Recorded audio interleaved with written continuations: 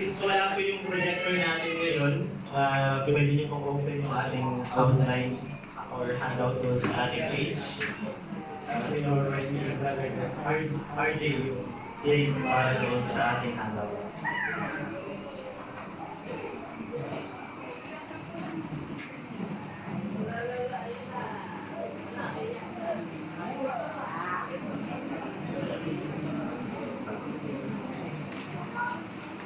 Sige po, sa umagang ito ating sisimulan yung ating Sunday School at ito ay isang bagong series at ito ay pinamagandang Biblical Fellowship. Bali ang ating series po ngayon ay patungkol sa Biblical Fellowship. Pwede niyo po buksan yung mga Biblia sa 1 John chapter 1. 1 John chapter 1.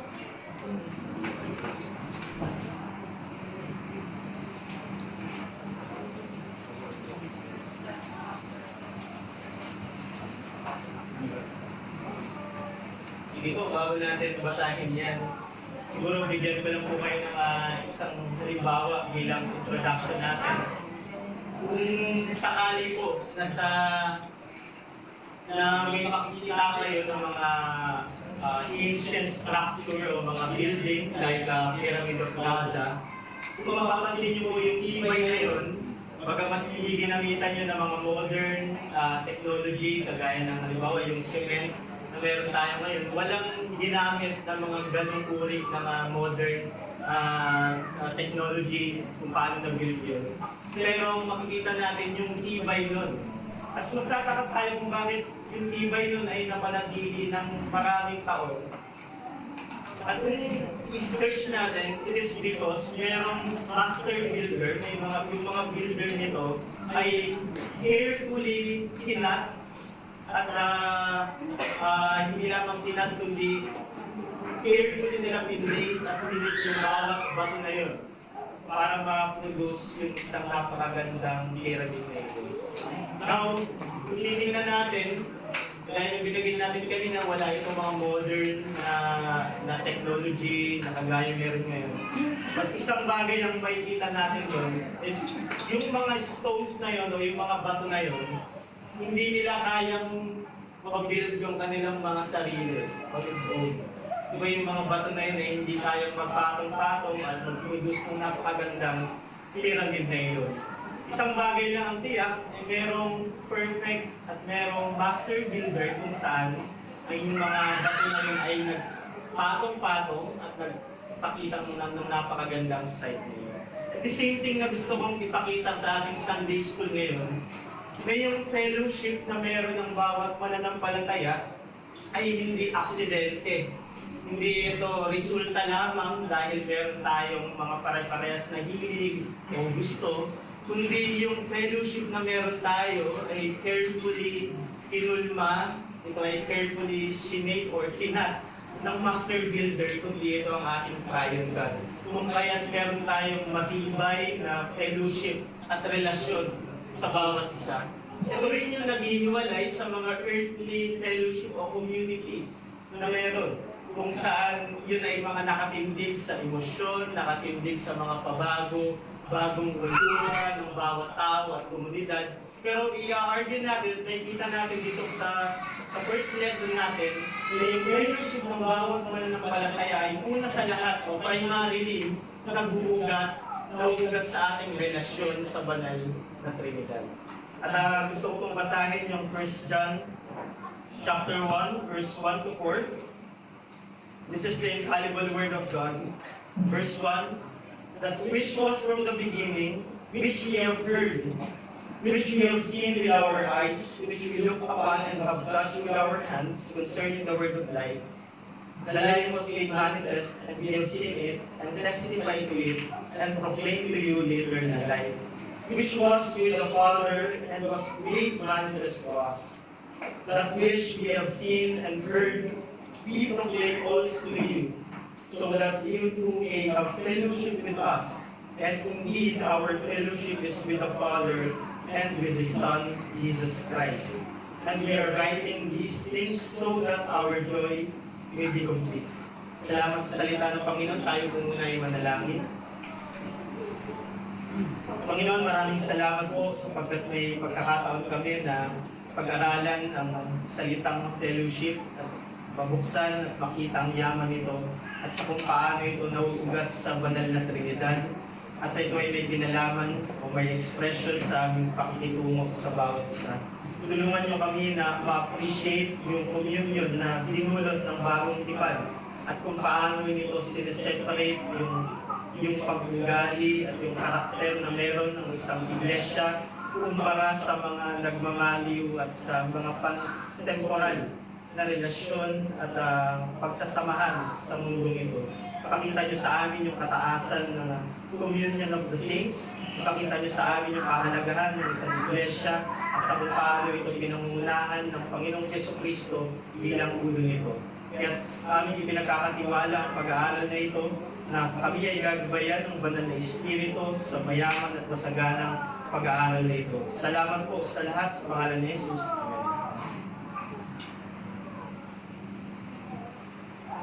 Sige po, sa inyong mga handout, nakita muna natin yan kung ano yung kahulugan ng isang community. Community is a unified body of individuals with common goal and interest. Halimbawa, parehas tayo mahilig mag-basketball, mahilig kayo parehas sa history, o meron community ng mga military veterans, Hispanic community, or pwede rin maging community ng mga karakteristik. Halimbawa, may mga nagsasama ng mga introvert na tao. Halimbawa, sumahan o grupo ng mga extrovert. Or pwede rin itong tingnan sa social status.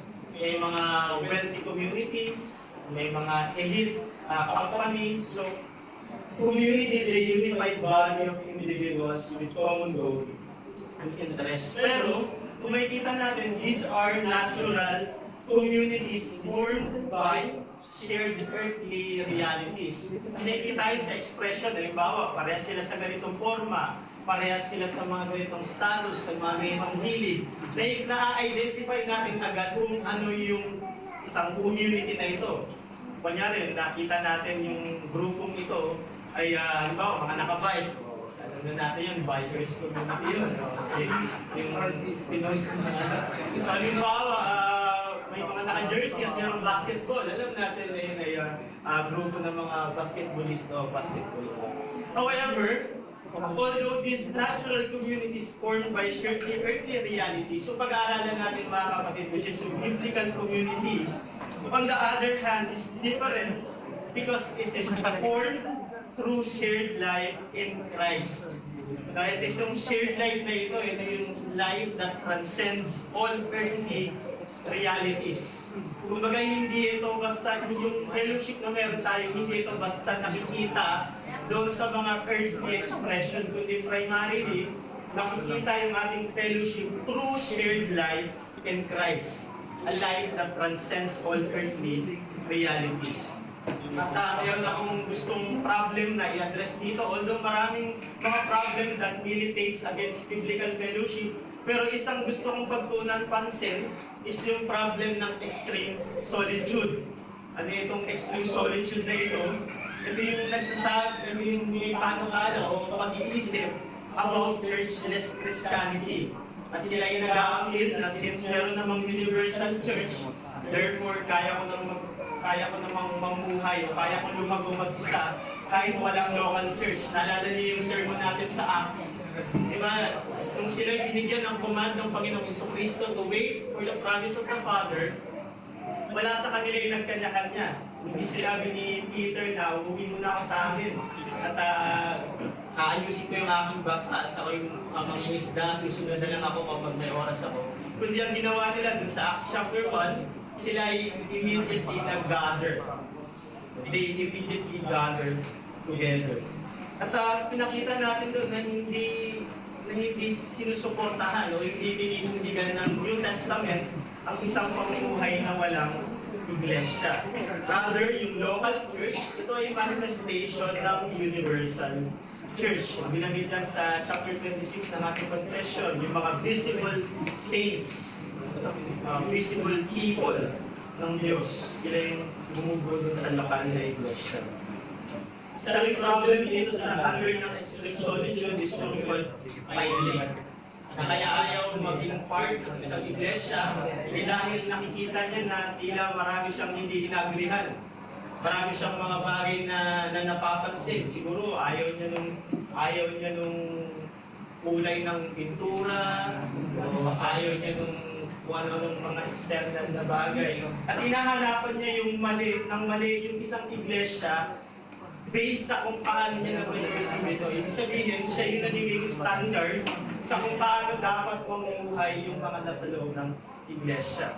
Pero sinabi doon sa ating confession, even the purest church under heaven are subject to mixture. Another thing is yung fear of authority or duty. Kung mapapansin nyo, under nitong extreme solitude is yung mga pag-uugali kung saan ayaw nila nung authority, ayaw na meron namumuna sa kanila, at ayaw din nila nung duty. Kasi di ba ito yung itinuturo natin na once yung isang nagpo-profess na siya'y mananampalataya at siya'y nakipag-isa sa iglesia, dumagod sa bautismo, is meron siyang pananagutan sa kanyang mga kapatid sa loob ng iglesia. At ito yung ayaw ng marami. At even yung mga professing Christians, sinasabi nila na sila ay Kristiyano, pero dinineglect nila o dinidinay nila yung kanilang duty doon sa body of Christ. At tinitingnan natin, hindi nilikha ng Panginoon o ng Diyos ang isang mananampalataya ng mag-isa. Kung paano si Adan, nung siya ay nilikha, sabi ng Panginoon, it is not good for man to be alone. Dahil ang intensyon ng Diyos na ang isang tao ay merong kasama, merong companion, sa kung paano niya susundin yung mandato sa kanya ng Panginoon. At kung yun ay totoo kay Adan, yun ay higit na totoo sa bawat bahagi o sa bawat miyembro ng bagong tipan. Dinisenyo ng Diyos ng bawat mananampalataya ay may kasama doon sa katawan at si Kristo bilang ulo. Now, tingnan muna natin yung definition nitong koinonia o biblical fellowship. By the way, yung pag-aaralan natin ngayon is yung definition and yung dimension nito. Binasa natin kanina sa 1 John chapter 1, babasahin ko na lang po yung verse 3. That which we have seen and heard, we proclaim also to you, so that you too may have fellowship with us.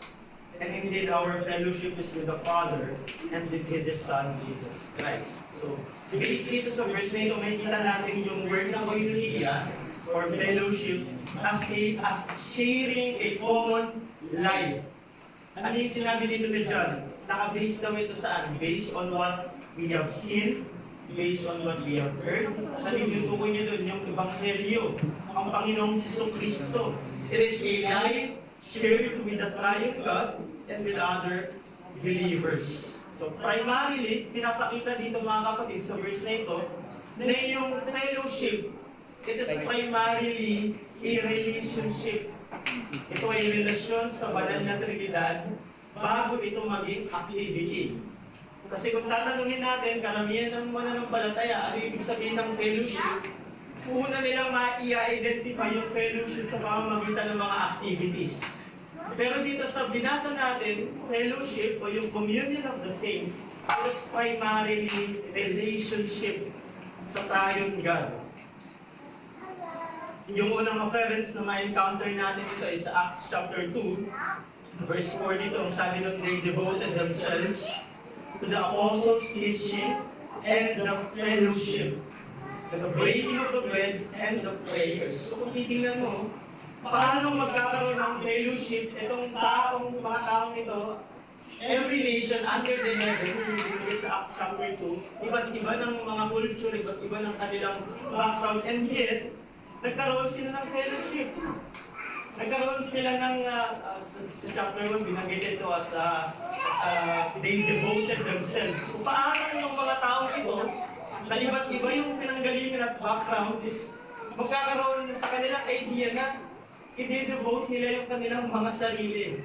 Kumbaga sa language natin ngayon, ipagkakatiwala mo ang iyong sarili sa iyong mga kapatid. At yung ganung idea, Napaka-offensive yun sa mundo. Kasi ang pinopromote ng mundo is yung sarili. Ang iniingatan ng mundo lagi is yung kanyang sarili, kung paano mo ito poprotektahan. Pero ang sinasabi sa Biblia is kung paano mo dinedevote o kung paano pinagkakatiwala ang iyong sarili sa iyong kapatid.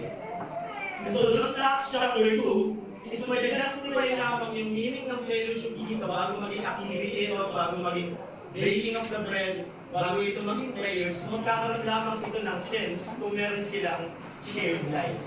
Kung meron silang isang buhay na pinanggagalingan at ito yung banal na Trinidad. Ito ay sumamagitan ng Panginoong Jesucristo. So by definition mga kapatid, yung biblical fellowship is a foundational mark of a healthy church. Ito ay foundational mark ng isang malusog na iglesia. Ngayon po, yung meaning ng fellowship ay tila water down na. Gaya mo binabit natin, nakikita na lamang ito sa mga kapag tayo lumabas na nagkakape, doon na natin na-identify yung fellowship. Kung minsan, yun na yung primary na tingin natin sa fellowship. Kapag tayo merong common interest, common na sports and hobbies. Pero sa definition ng fellowship ayon kay Apostle John, it is primarily shared life. So tingnan natin mga kapatid, yung apat na dimension ng fellowship, and ito ay according dun sa book ni Jerry Bridges na True Unity. So pwede ba natin tulungan muna sa pinakababa, merong table doon.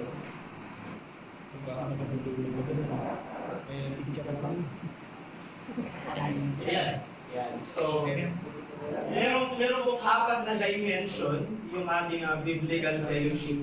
Pero nahati yan sa dalawa. Una is, tingnan natin, ito ay vertically, yung ating union with the triune God through our union with Christ. Ito yung spiritual reality and foundation. At meron yung dalawang expression. Meron yung twofold expression, yung ating relationship sa banal na Trinidad at merong partnership doon sa mandate at intention ng gospel sa mundo. At yung second part, o yung second table, pwede kinalaman sa ating communion. So, tingnan natin ito horizontally. Sa kung paano nagkakaroon ng expression yung spiritual reality na yun towards sa ating mga kapatid o sa loob ng iglesia. So, nandyan yung communion, yung mutual ministry, oversight, encouragement, yung mga ginagawa natin, and then yung sharing ng possession.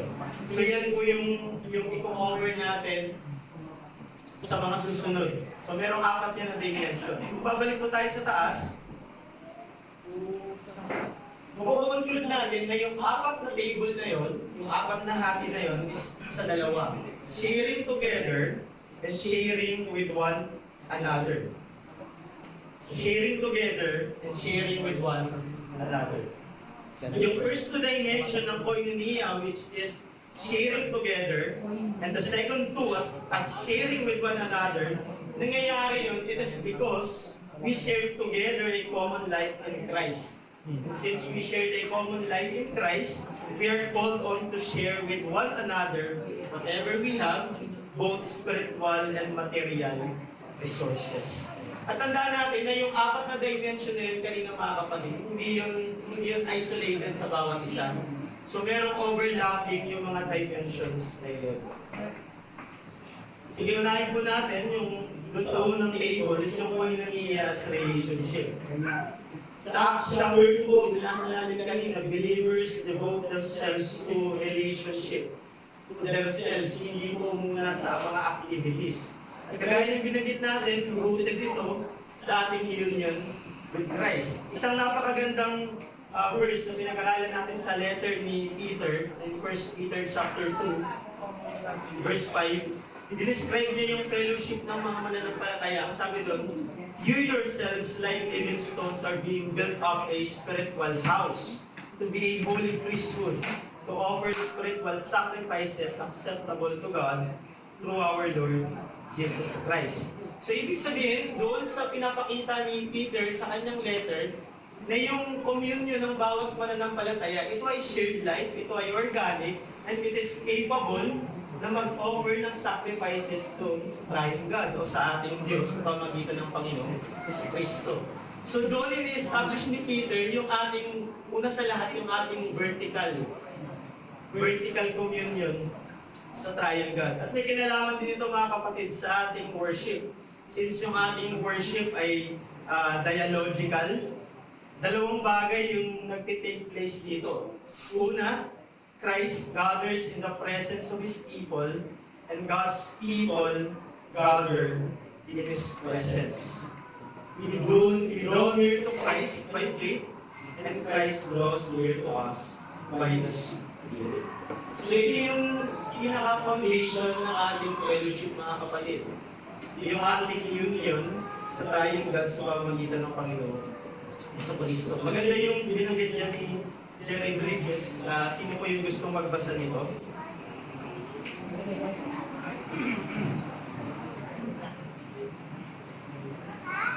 Sige po, kung sino yung pwedeng magbasa niyan sa inyong mga handout.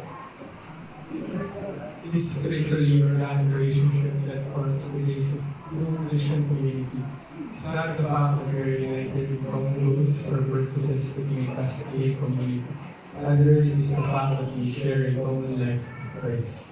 Ayan. So, basically, sinasabi niya ni Jerry Bridges is merong common life na nag-offer sa bawat mananampalataya. At itong common life na ito, hindi ito kayang i-imitate ng mga unbelievers. Hindi ito kayang gayahin ng outside any earthly communities. Bakit? Kasi yung entrance dito sa communion na ito, o sa common life na ito, is ma-attain lamang sa pamamagitan ng cross. Ma-attain lamang dito sa pamamagitan ng pananampalataya sa Panginoong Jesucristo. At gusto kong i-encourage kayo mga kapatid, dahil doon sa communion, o sa fellowship na meron tayo, na hindi kayang i-imitate ng mundo, ito yung nagsisecure din sa atin sa kung paano tayo mamumuhay sa loob ng iglesia despite o in spite ng mga changing characters and personalities natin. Bakit? Kasi merong bond, di ba yung sinasabi sa kanta, merong bond o merong tie na nagbubuklod sa atin na kahit sinong tao o anumang earthly na reality ay hindi kayang tanggalin yun. Ang nakakalungkot po sa isang tao, kung kanyang i-build yung kanyang buhay sa isang fellowship o sa isang community na nakatindig sa mundo, sooner or later, makikita niya yung kanyang sarili na pwede siyang makiwal doon o pwede siyang ma-left behind. Bakit? Kasi yung mga earthly realities na yun, bagaman totoo yun, at some point ito ay helpful, pero hindi yun designed for eternity. So, hindi ito designed para i-sustain yung spiritual life ng isang tao. At hindi ba ganun naman ang nangyayari? Even sa loob ng iglesia, sa kabila ng mga conflict na nag-a-arise, sa kabila ng mga differences, the reason kung bakit hindi ito nag-collapse, it is kagaya yung binanggit natin, parang yung Pyramid of Gaza, the reason kung bakit long-standing ito for many years, it is because carefully crafted and in-shape ito ng master builder. At the same thing yung totoo sa loob ng iglesia. Ito ay maingat na binil at iniingatan ng Panginoon Jesucristo. Sa book ng Theology for Ministry, mayroong binanggit na si Paxel. The communion between believers is built on the communion that believers have with Christ and have together in Christ. Because Christians are united to Christ by faith and the Spirit, they are united to one another in love. Because believers commune with Christ in His gifts and graces, they commune with one another in their mutual gifts and graces. So nakita niyo kung paano ginag-maintain ng Panginoong Jesucristo yung communion na yun. It is through those mga gifts and graces na siya rin yung nagkakaaloob. At yung mga gifts and graces na yun ay exclusively redemptive. Yung mga gifts and graces na yun, exclusive yun doon sa cross. hindi kayang i-produce ng isang natural man o isang tao na nasa kanyang sinful o depraved nature. Yung mga gifts and graces na yun ay pinrovide ng Panginoon Jesus Cristo for the mutual building ng bawat isa. And so, pwede natin sabihin dyan sa dalawang part, sa first two part na yan, the first two dimensions, that biblical fellowship is primarily a Christocentric relationship. So, biblical fellowship is primarily a Christocentric relationship. Hindi ito nakasentro sa tao, sa kung anumang pare-parehas na hobby na meron yung bawat isa, kundi ito ultimately nakasentro sa ibang helyo. Now, another dimension nito is yung partnership. Yung koinonia, pag ginagamit ng maraming Greek writers, ito ay may sense na nagre-refer ito sa business partnership. Halimbawa, in Luke chapter 5, nakikita natin doon si James and si John. Sila ay partners with Simon. And Jesus said to Simon, "Do not be afraid, from now on you will be fishers of men." So, nagkaroon ng change doon sa kanilang partnership. Una, yung kanilang partnership doon is meron silang business partner doon sa pangisla. Pero as redeemed na ngayon, merong isang bagong business na in-introduce sa kanila ng Panginoong Yesu Cristo. It is to be fishers of men. Isang bagay ito kung saan nagpapartake yung bawat mananampalataya. Naalala niyo, pinag-aralan natin sa Acts chapter 1, na doon wala na yung event, at once and for all event, yung Pentecost, yung pag-proclaim ng gospel sa maraming language at maraming nation. But in some sense, tayo as New Covenant believers, nagpapartake tayo doon sa event na yun. Via sa church proclaiming the gospel of the Lord Jesus Christ. Now, in the spiritual realm, it means a spiritual partnership in the gospel. Halimbawa po sa Philemon chapter 17, ibang sabi dito niya, so if you consider me your partner, receive him as you should.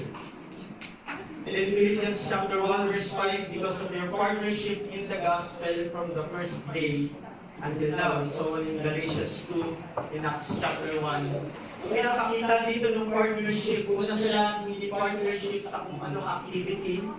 Ito ay una sa lahat, partnership sa ibang helyo.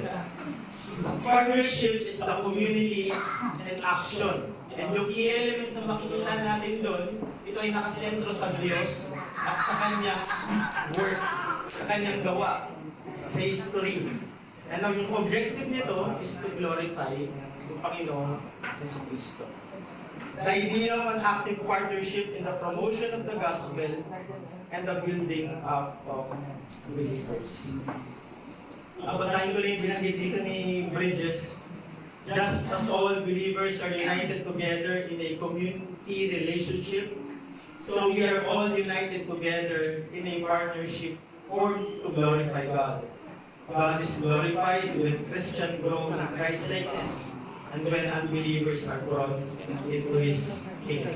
So yun yung dalawang dimensions. Merong shared life and merong shared vision. Doon sa dalawang dimension, pinakita natin kanina na ito is, may kita yung expression na ito horizontally. So pinakita natin yung dalawang dimension vertically yun. We share a common life and we share a common mission.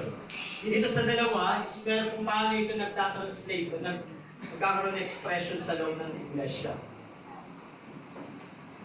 So let us know, this shows the horizontal expression of our fellowship with God. New Testament fellowship is deeply connected to the ministry of the Word. Now, importante ito mga kapatid.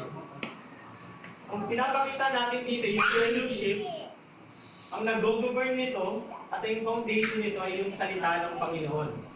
Diba ako sa Colossians chapter 3, verse 16, that ang holy is yung fellowship at yung worship ng mga mananampalataya. Pero ang sabi doon ni Paul, let the word of Christ dwell in you richly, teaching and admonishing one another. So pinakita niya yung teaching, admonishing one another, exhortation, yung fellowship na meron sila. Ito ay connected doon sa ministry of the word. Kung sinabi niya that let the word of Christ dwell in you richly. Otherwise, kapag absent yung word, is magiging superficial na lamang yung ating mga fellowship o yung mga discussion, yung mga conversation na meron tayo. True Christian fellowship is primarily centered on God's revelation before personal expression. Hindi natin dinideny yung emotion, hindi natin dinideny yung mga individual characteristic, hindi natin dinideny yung mga personal expression, pero hindi natin ito dapat pinagbabaliktad. Una dapat, nag-overturn yung emotion, expression ng characters, yung word of God. So it involves believers sharing deeply with one another on a personal and spiritual level. It includes the mutual ministry of truth, encouragement, exhortation, comfort, prayer, and sharing of what God is teaching them through His Word for the strengthening of one another in Christ. So, dito sa part na ito mga kapatid, sa dalawang dimension na natitira, ito ay nag-vary sa degree, pero mga certain degree. And that is why very important yung word. At ang gusto kong i-avoid natin dito, is when emotion becomes the main factor. Our fellowship can easily degenerate into self-therapeutic sessions, man-centered conversation, or even gossip disguised as vulnerability. At hindi ko mga bagay na sumisira sa biblical fellowship. Kapag pinapangunahan ito ng ating mga emosyon, kapag pinapangunahan ito ng isang man-centered na conversation, at even ang nag-o-occupy ng discussion at conversation is gossip, hindi yung nagiging threat sa biblical na fellowship. Kapag ang God's truth is central, kaya yung binagin natin kanina, hindi dapat nare-reverse ito. Kung central lagi sa ating fellowship is yung salita ng Panginoon, yung personal sharing ay nagiging sanctifying. Ito ay nagiging edifying sa ating mga kapatid. So wag nating baliktarin yung order pagdating dito sa horizontal dimension ng ating fellowship. Yung order dapat dito is yung Word of God. At itong word na ito, yung revelation na ito yung nagtatransform at nag-govern ng ating emotion at ng ating mga expression. Hindi dapat mauna yung emotion, yung mga activities, expression, at saka lang natin gagawin parang icing on top yung Word of God. So dapat mauna yung salita ng Panginoon. Sabi ni J.A. Packer, it is first sharing with our fellow believers the things that God has made known to us about Himself. We hope that we may thus help them to know Him better and so enrich their fellowship with Him. So ito yung goal ng Christian fellowship. Is every time na meron tayong conversation sa ating mga kapatid, every time nag-gather tayo, ang pinag-uusapan natin is yung kung paano naging tapat yung Panginoon sa bawat isa. Kung paano naging tapat yung Panginoon sa kanya, sa nagdaang linggo, sa kung paano magiging tapat yung Panginoon sa susunod na linggo. But I believe yun yung laman ng Acts chapter 2. Yung mga mananampalataya ay sa iba't ibang nation under the heaven sila ay nag-gather. They have a shared life sa bawat isa. So, at ang pinag-usapan nila doon is kung paano lumapat yung Evangelyo sa buhay ng mga mananampalataya. Ang last thing, yung last dimension nito mga kapatid is may kinalaman sa sharing ng material possession. So, yung balikan ko lang yung vertical na dimension nito is yung ating shared life at shared mission. At doon sa second part, yung horizontal expression, merong communion sa bawat isa. Doon sa mga personal experience natin rooted sa Word. Pero yung mga spiritual realities na yon, na nag-govern ng mga emotions and activities natin, ay hindi rin hiwalay sa mga material na aspect. Hindi ito hiwalay sa material possessions natin. At ilagay natin dyan, our fellowship is not limited to spiritual things, but overflows in material possession. Sino po yung gusto magbasa ng 2 Corinthians chapter 9, verse 13?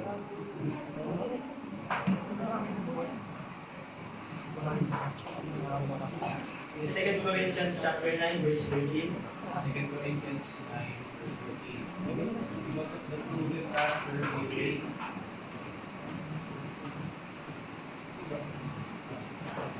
2 Corinthians chapter 9.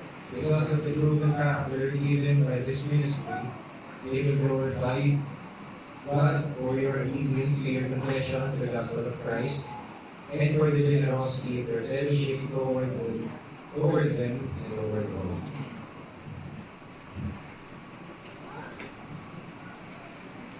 Second Corinthians 9, verse 13. Sige, basahin ko ulit. By their approval of this service, they will glorify God because of your submission that comes from your confession of the gospel of Christ and the generosity of your contribution for them and for all others. At least ito rin yung binanggit ni Paul sa Romans chapter 12 verse 13, contribute to the needs of the saints and seek to show hospitality. So ito yung isang dimension ng biblical fellowship na may kinalaman sa kanilang possession. Hindi lamang sila merong shared life, hindi lamang merong shared vision, hindi lamang merong shared na spiritual reality sa kanilang pang-araw-araw na buhay, kundi meron din silang shared possession. Hindi natin sinasabi dito yung view ng Marxism o yung dapat meron talagang communism. Kundi pinapakita nila that even yung mga spiritual reality na meron sila is for the purpose ng building, ng mission, at ng advancement ng sanctification ng kanilang mga kapatid according sa wisdom na meron sa salita ng Panginoon.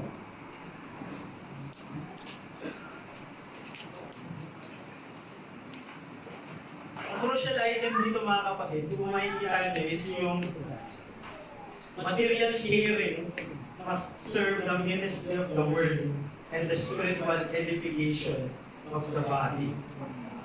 Material, yung isa sa may touch nila pagdating doon sa tinulong ni Brother Jesse sa Lorian Principle, material sharing must serve the ministry of the word. Sinargue natin kanina na yung Word of God is yung foundation o yung nag-govern dapat sa ating mga fellowship. Napaka-crucial na even yung ating mga material possession ay nag-help o nagko-contribute doon sa strengthening ng Word sa bawat mananampalataya. That is why sa mga nung ito'y last time na nai-share ko sa isang iglesia, dapat na ang pinapangalagaan nila is yung ministry of the word kung saan sinusupport nila ng maigi yung namumuna o yung pastor doon. Kasi yung pastor, dahil siya yung nag-minister ng word, siya yung nag-iingat doon sa fellowship ng mga mananampalataya, very crucial na stable. Hindi lang spiritually, kundi sa pangangailangan yung kanilang tagapanguna. Otherwise, kung magiging mabigat yung buhay ng isang pastor, is paano niya ngayon maiingatan o paano niya mapapag-guard o mababantayan yung fellowships ng mga mananampalataya sa loob ng iglesia. And so merong partnership, yung tinuturo ng Lorian Principle, merong partnership, yung iglesia, yung bawat miyembro nito, at yung inapoint ng Panginoon ng tagapangalaga ng kanilang unity para sa kanila. And so, even sa aspect na ito, sa material possession na ito, dapat ito ay nagsiserve doon sa ministry of the word para mas maingatan yung fellowship ng bawat isa. If we truly believe that the Word of God governs our worship, our sacraments, our Christian life, and our fellowship, then we must also recognize the importance of materially supporting those who labor in the ministry.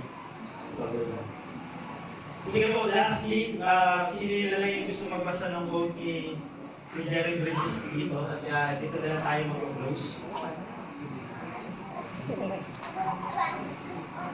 Okay, Friday. Sige po, ay dyan na lang sa ano. Sino po yung gusto magbasa?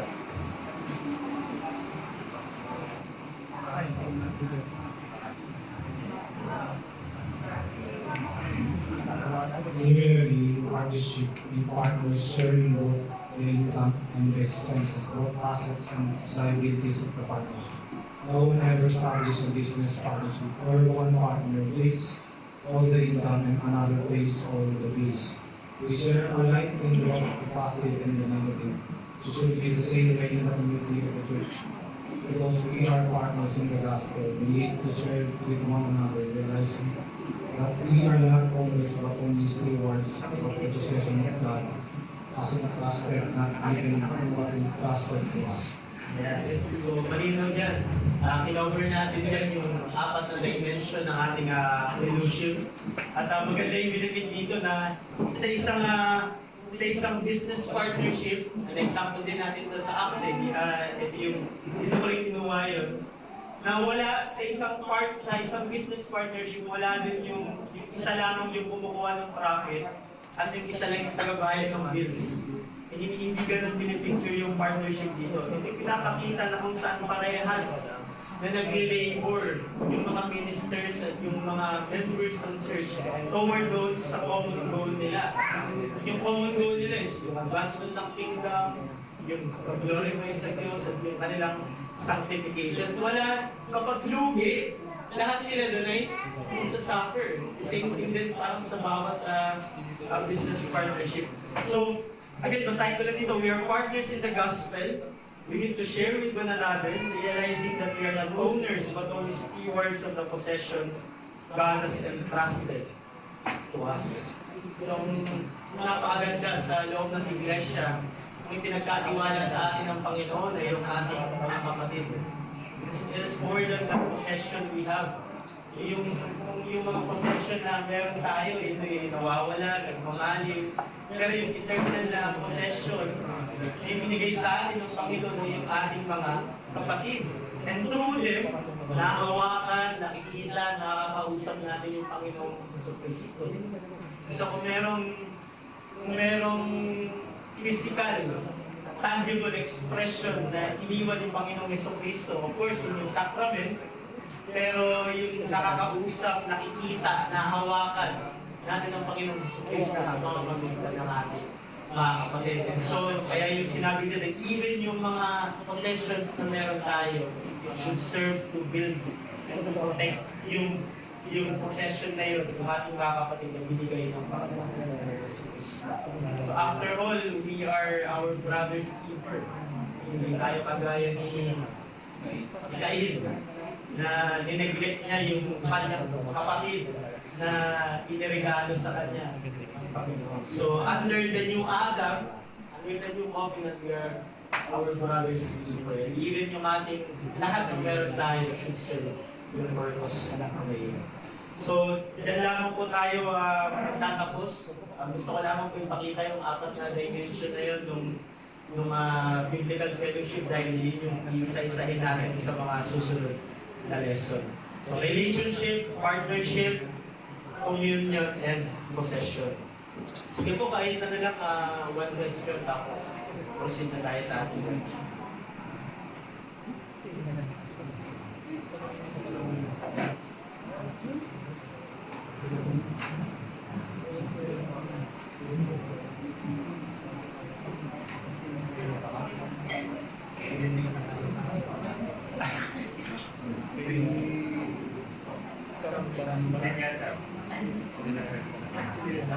sige, kung wala naman po at sige, sino yung brother Ivan? Si brother Ivan din si brother Jen.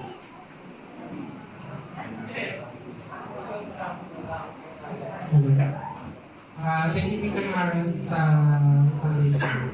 Ang tanong ko lang is, sa ibig sabihin, Ivan, kapag ang mga Christian nagbabanding, though not necessarily in itself, hindi siya nagka-qualify as fellowship kung walang involved na word.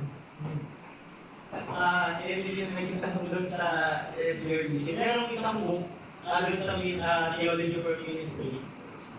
Yun yung kanyang position na makakwalify lamang na fellowship yung isang discussion once na nandoon yung word.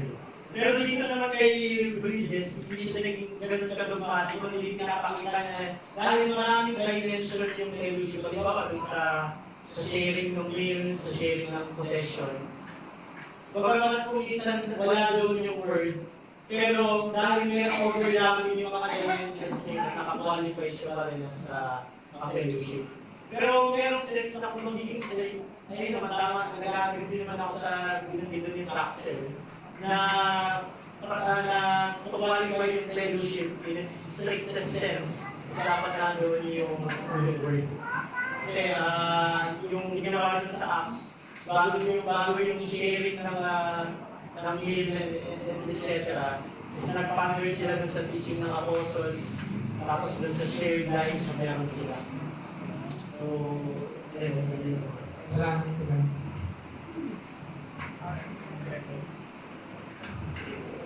pero hindi rin tayo, alam mo yung pag once na nag-meet, tapos kung ano yung verse na binasa mo. Minsan nagiging rigid na kapag nagkita-kita tayo, sige nga, ano yung devotion mo kanina, kasi fellowship to eh. So, at yun na yung reverse mo. So I think hindi siya ganun ka-rigid na structure yung Okay, kayo hindi na sa religion. So, hindi considered na kapag nagsusuwa na po yung ating president, di ba?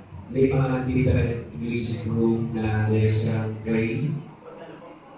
Mga different religious groups na prayer is so, May nananalangin na yung so, ma-consider ba natin ito ay isang fellowship? Hindi po. Yung fellowship primary sa mga mananampalataya sa isang believer. So, hindi po siya fellowship. Pwede yung earthly gathering siya ng mga tao ngayon. Pero even kasi yung prayer, hindi mo makakwalify na valid yung prayer ng isang wicked. I think ang nagbibigay weight sa prayer is yung prayer ng righteous o prayer ng saints. So, kung ito ay false teacher, false Christian, I don't think nandun siya sa position to pray for. So yung next question ko, may way ba yung panalangin na nagtataka? Totoo po dahil sa grace yun ng Panginoon. So, di ba yung pinag-aralan natin sa Acts? Yung mga prayer natin sa bawat isa, yun ay kumbaga male expression yung nai-is the prayer ng Panginoon sa Kristo.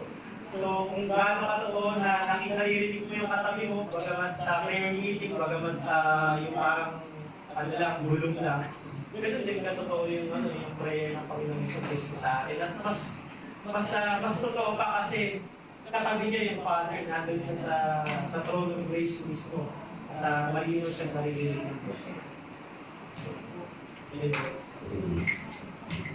Sige po, sige pa sir.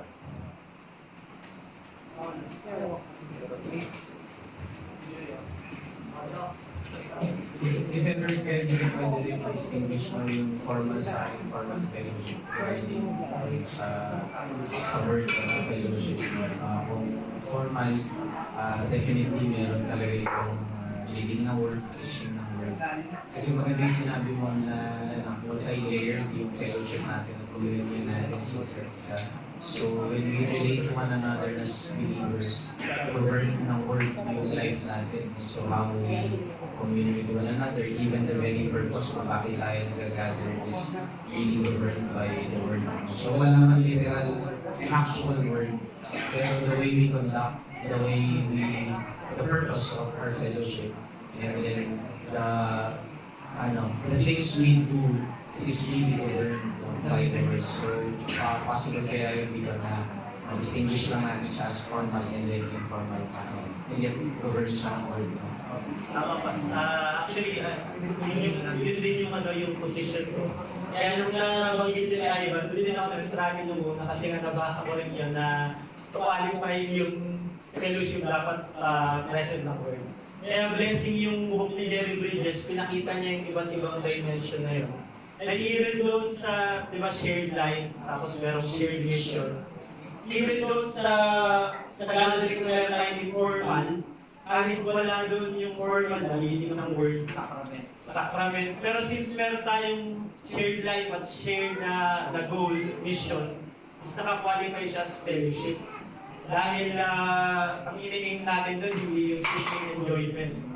Kundi yung advancement ng gospel sa buhay ng ating mga kapatid. Kaya nga even, halimbawa, yung mga activities na meron tayo, magkayayaan sa isang lugar, hindi naman ang goal nun kung bakit nag-usap-usap, punta tayo dito is para dahil merong enjoyment. Yung mga mature men na kung minsan nag-coordinate na punta tayo dito, ang goal nun is magkaroon ng deeper relationship yung bawat isa. Kaya meron tayong mga kapatid na hindi natin nakakasama ng informal na fellowship every Sunday. When may pasok sila bukas, kinakailangan nila na marunong maaga. Hindi natin sinasabi na KJ naman itong mga ito, kundi magpaprovide yung church o yung mga kapatid ng avenue para at sa ibang araw ay makasama natin sila. Hindi yung kagandahan ng biblical fellowship dahil yung nag-dominate at yung nag-govern ng pakikitungo natin sa bawat isa ay hindi nakabase sa kung ano yung maalaman sa atin. Kasi yun yung madali talaga. Ano ba yung maalaman sa akin? Ano ba yung less hassle para sa akin? What's in it for me? At ganun na nag-ooperate yung mga earthly communities. At the end of the day, kapag hindi na ito serving para sa kanila, ikaw na lang yung maiiwan doon. Pero sa isang biblical, sa isang biblical fellowship, ang mapapansin mo agad doon ay isa sa mga test.